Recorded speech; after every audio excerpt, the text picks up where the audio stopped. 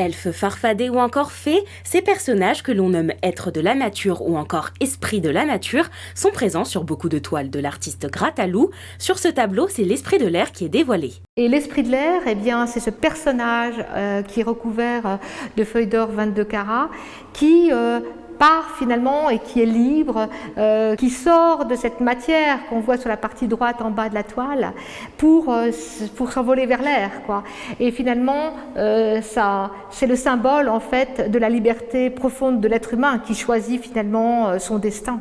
L'exposition Ciel et Terre est à découvrir au musée Grattalou qui va ouvrir ses portes samedi 12 mars. L'artiste décédé depuis peu avait choisi l'emplacement de ces 12 toiles qui représentent la relation de l'homme au ciel.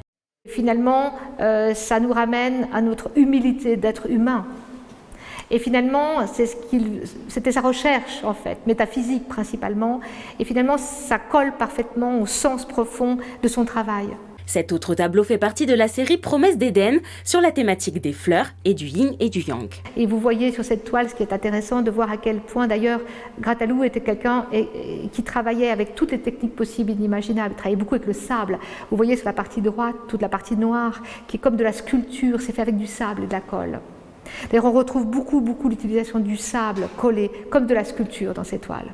Grand coloriste Grattalou travaillait beaucoup avec l'or et le bleu. Cette exposition est visible jusqu'au 30 septembre.